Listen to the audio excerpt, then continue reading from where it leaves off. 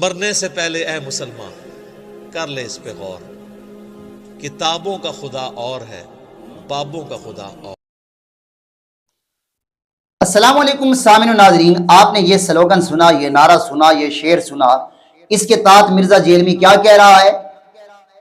مرنے سے پہلے اے مسلمان کر لے اس پہ غور، کتابوں کا خدا اور ہے، بابوں کا خدا اور۔ یہ مشرکانہ عقیدہ ہے اس کا، یہ مشرکانہ شعر ہے اس کا، یہ مشرکانہ نعرہ ہے اس کا، یہ مجوسیوں والا نعرہ ہے اس کا، یہ جاہلوں والا ہے نعرہ اس کا۔ شاید آپ سوچ رہے ہوں گے کہ یہ ایسے فتوے لگایا جاتا ہے، میں قرآن اور حدیث کی روشنی میں ثابت کروں گا۔ ایسے بات ہم نہیں کرتے۔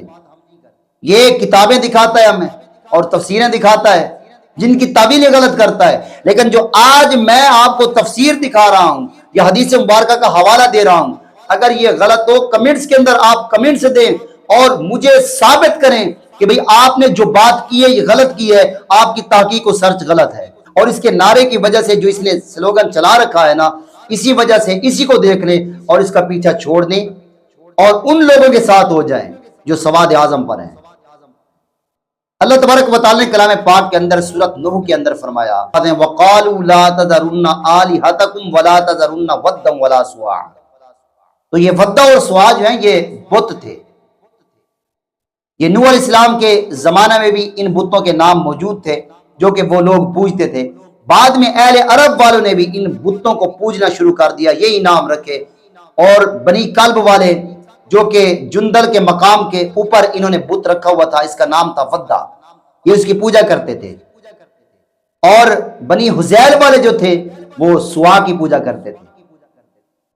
تو یہ دو بت تھے، یعنی ان کا خدا اور تھا، ان کا خدا اور تھا۔ یغوث اور کا خدا تھا، یعوق اوروں کا خدا تھا، اور نصرہ اوروں کا خدا تھا۔ یہ 5 بت ہیں جو علیحدہ علیحدہ خدا تھے، اس قوم کے علیحدہ علیحدہ خدا تھے۔ اب کتابوں کا خدا اور ہے، بابوں کا خدا اور ہے۔ کیا بابوں کو کسی اور نے تخلیق کیا ہے اور کتابوں کو کسی اور نے کیا ہے؟ یہ 2 خدا اس نے بنائے ہیں۔ یہ مشرکانہ عقیدہ ہے کہ نہیں ہے؟ خدا تو ایک ہے، اللہ تو وحدہ لا شریک ہے، وہ وحدہ لا شریک ہے جس کا کوئی شریک نہیں۔ اور مرزا نے وہی جاہلانہ عقیدہ گڑا اور کہہ دیا، کیا کہا؟ پھر سے سنیے اس کی زبانی۔ مرنے سے پہلے اے مسلمان کر لے اس پہ غور، کتابوں کا خدا اور ہے، بابوں کا خدا اور۔